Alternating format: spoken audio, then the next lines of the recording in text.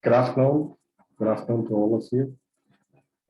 And thank you to ET for organizing this very nice webinar on supply chain, usually an ignored area, though a very, very significant area.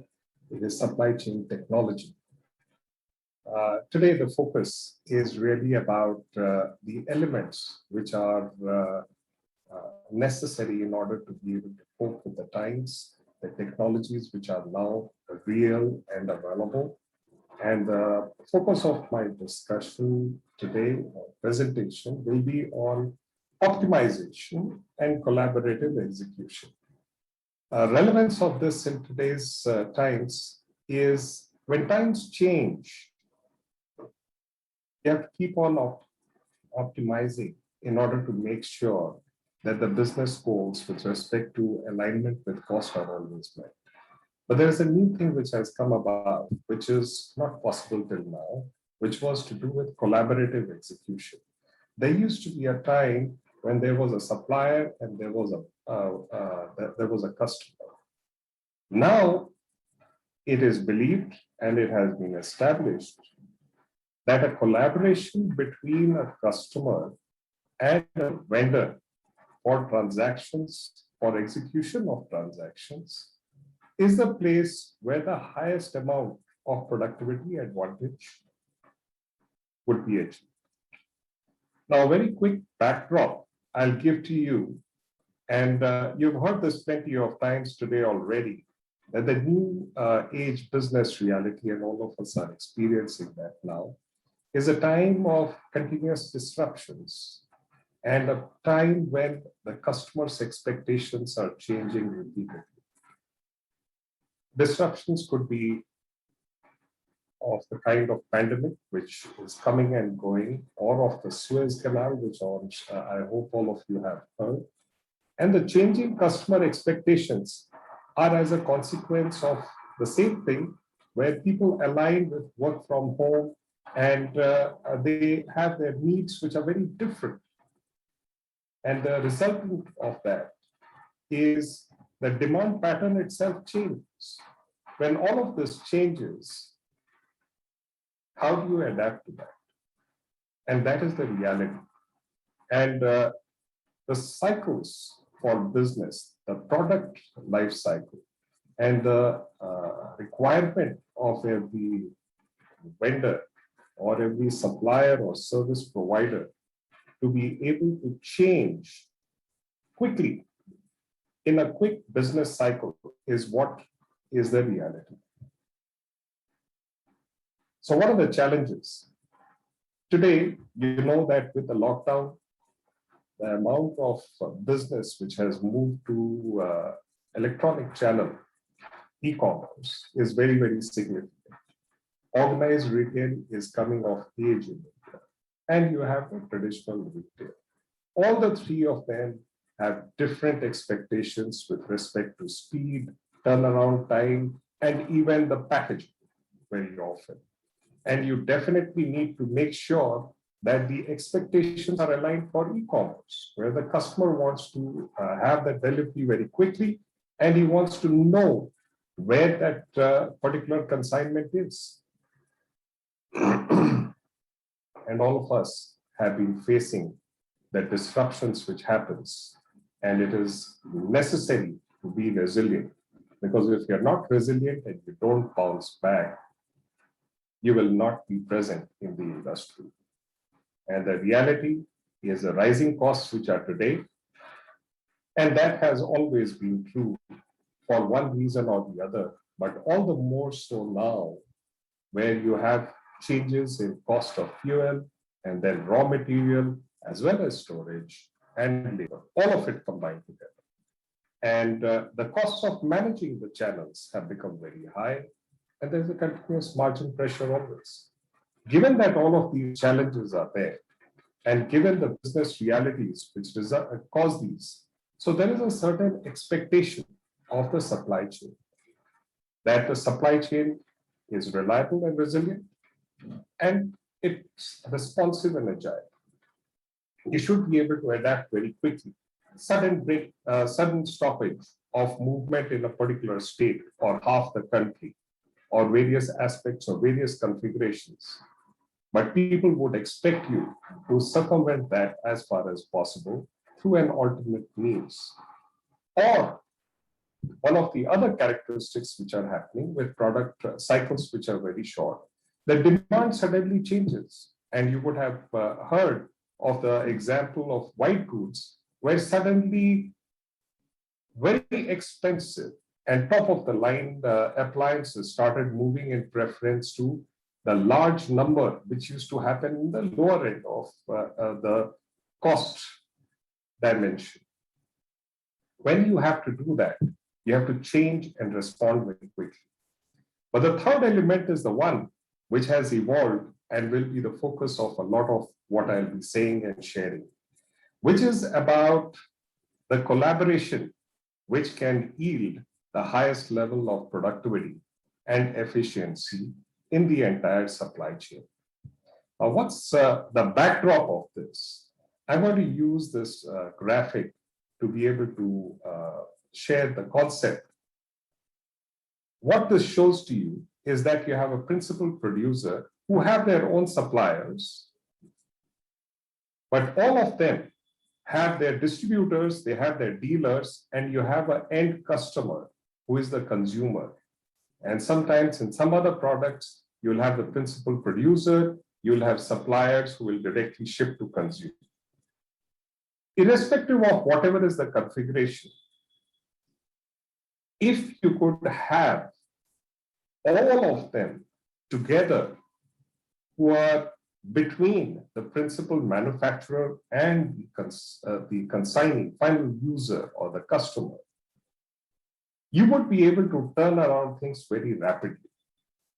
Imagine a situation where you have the ability, and that is true in e-commerce, but can be true for metals and minerals as well, and can be very well true for white goods, where the consignee says, I need the material today. And based on an order which is placed, it moves back to the manufacturer and their system of warehouses, and the shipment is planned that very night out of that place. But the constraint which is usually here is what happens when you move with such rapid pace is the costs go up. You have to always manage the costs. In order to do that, you have to collaborate and you have to work with everyone so that you can maintain the cost, optimize it, and you can maintain the transaction expectations with respect to cycle time. That is what collaboration can yield. If things moved from the person who has placed the order to all the persons who are responsible for executing the transaction, everybody can have that information and be ready for the respective parts. And that is really what collaboration can yield if it is brought together.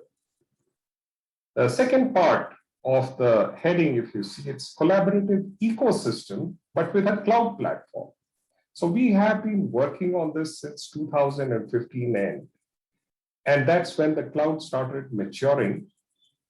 And now, of course, there are plenty of instances and they dominate various segments of technology and operations today, which is of the cloud platform.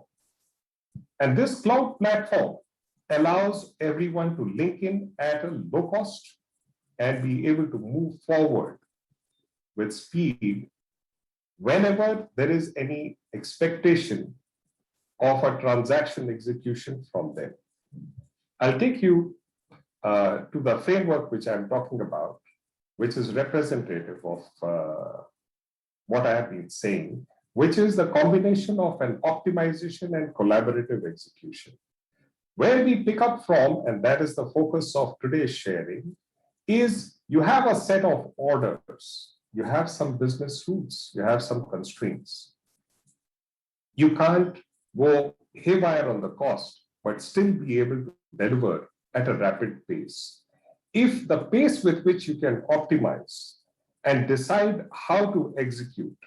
That means I would have certain orders plugged together in order to be able to ship them together to a particular location where it can be distributed further, and such others, which I'll share more details on.